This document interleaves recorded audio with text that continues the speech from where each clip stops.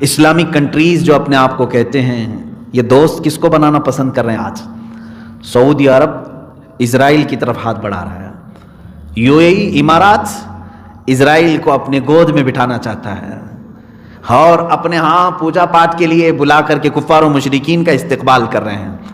ایک طرف فلسطین کے نہتے بچے سالوں سے مارے جا رہے ہیں، ان کے پاس ایک روٹی پہنچانے کی ان کے اندر توفیق نہیں۔ آپ جانتے نہیں ہوں گے، امریکی فوجی تقریباً 20,000 سے زیادہ سعودی میں بیٹھے ہیں، ان کو خنزیر کا گوشت بھی یہی مہیا کر کے دیتے ہیں۔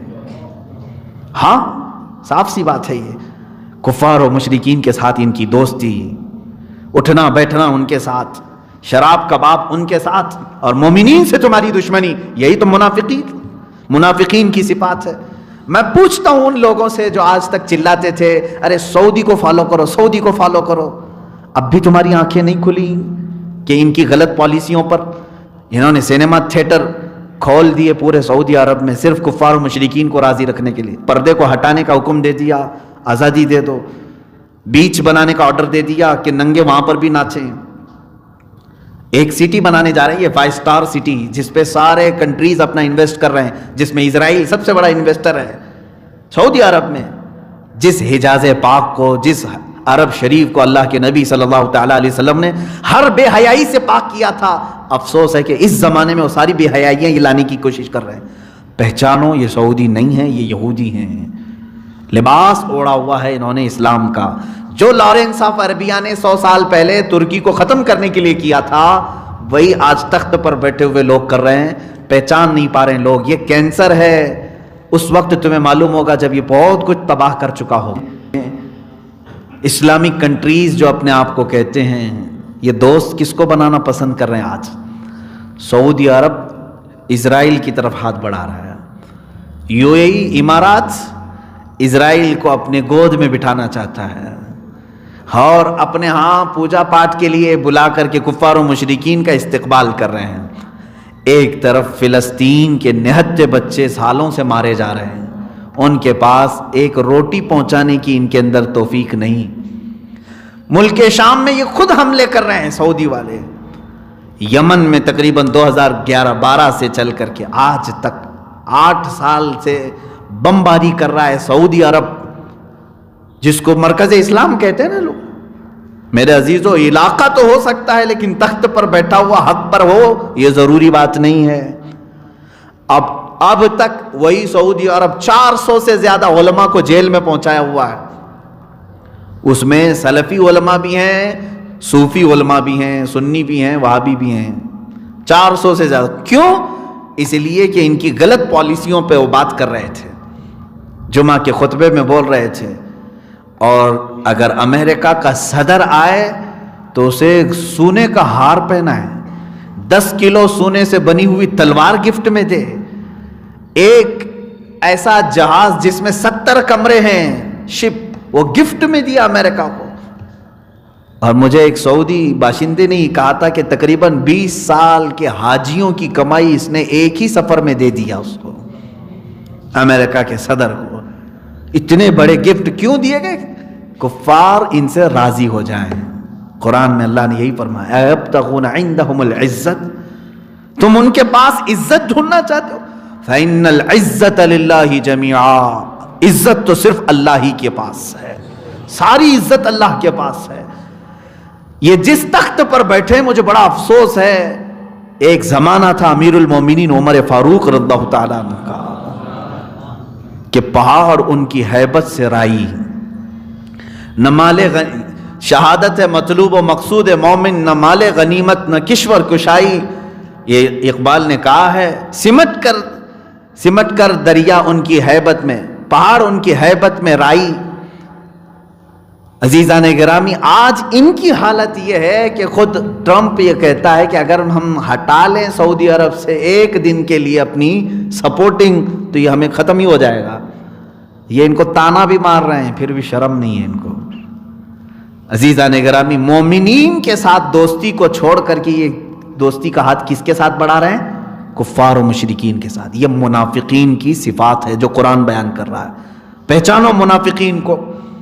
یہ لباس جتنا بھی سفید پہن لے، اقال پہن لے، کوئی بھی بڑے بڑے جبے ڈال لے، لیکن اس کی عادتیں اور صفات تو بتا رہی ہیں کہ اس کے اندر دوستی کرنے کی چاہت کس کے ساتھ ہے؟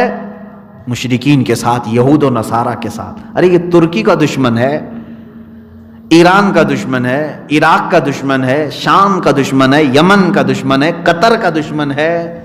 یہ سب ان ملکوں کے نام میں بتا رہا ہوں جہاں مسلمان رہ رہے ہیں پورے کے پورے۔ قطر پر تو انہوں نے ایسی پابندی لگا دی ہے کہ کوئی ایک کولگیٹ بھی ادھر کا ادھر نہیں ہو سکتا، پیسٹ بھی نہیں آ سکتا، پلین کوئی ادھر کا ادھر نہیں جا سکتا، جبکہ پڑوسی ملک ہیں۔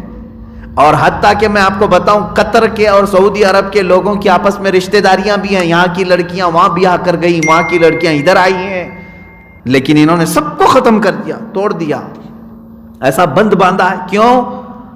وجہ کیا ہے؟ قطر سے بائیکاٹ کیوں کیا تھا سعودی نے؟ جانتے ہیں آپ؟ صرف اس بنیاد پر کہ وہ اسلام کی زیادہ بات کر رہا تھا۔ ان کے یہاں اخوان المسلمین، مسلم بردرہوڈ ایک تنظیم ہے، سعودی کا الزام ہے کہ یہ کٹر وادی تنظیم کا سپورٹر ہے، اس لیے ہم اس کو بینڈ کرتے ہیں۔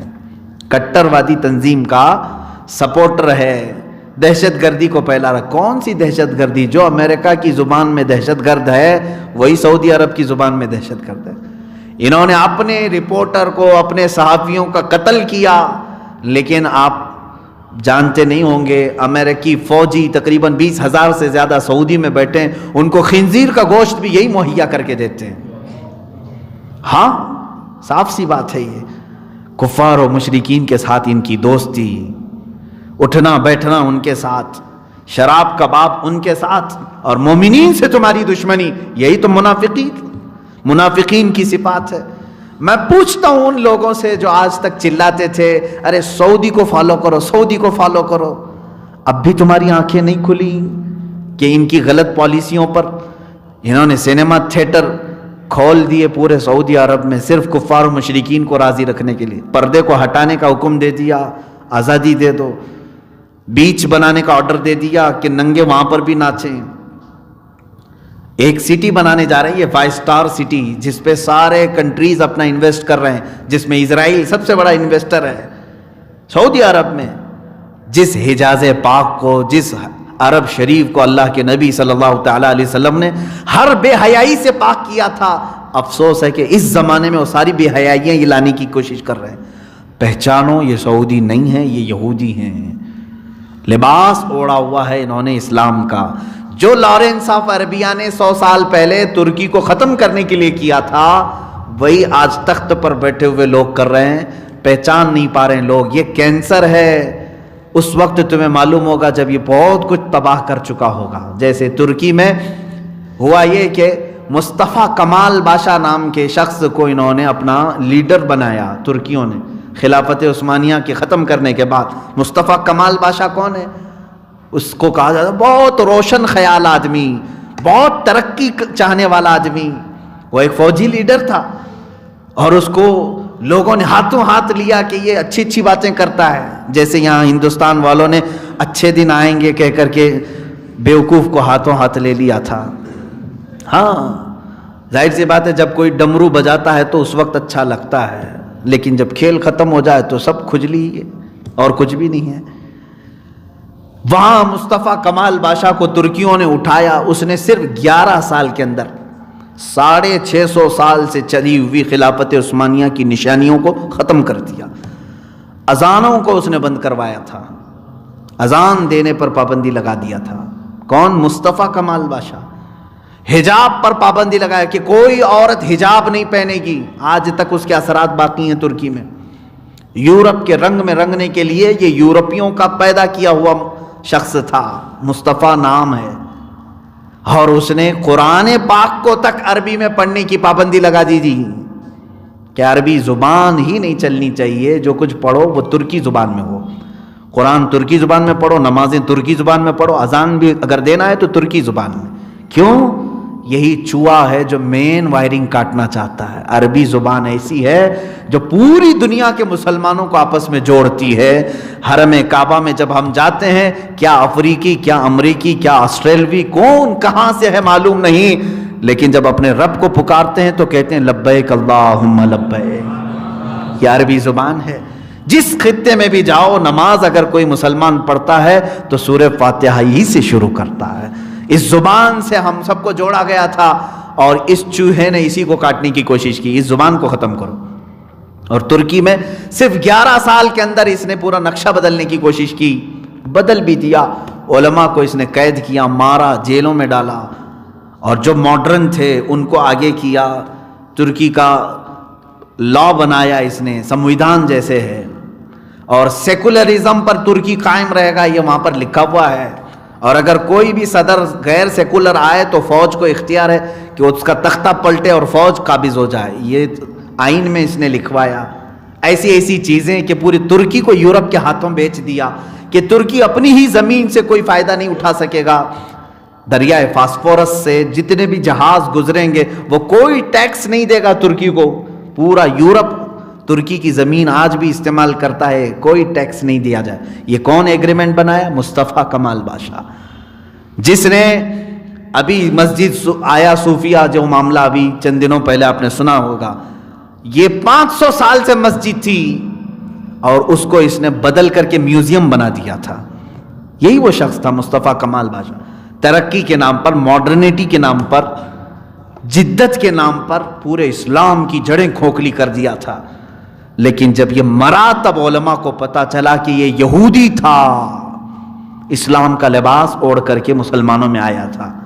ایک فرقہ ہے یہودیوں کا، دونما فرقہ، جو لوگ اپنے بچوں کا نام ہی مصطفیٰ، مرتضیٰ، محمد، احمد رکھتے ہیں، پڑھاتے بھی ہیں مسلمانوں، لیکن ان سے وعدہ لیتے ہیں، عہد لیتے ہیں کہ تم اسلام کی بے کنی کرو گے، جڑیں کاٹو گے، مسلمانوں میں جماعتیں بناؤ گے، ان میں فرقے پیدا کرو گے۔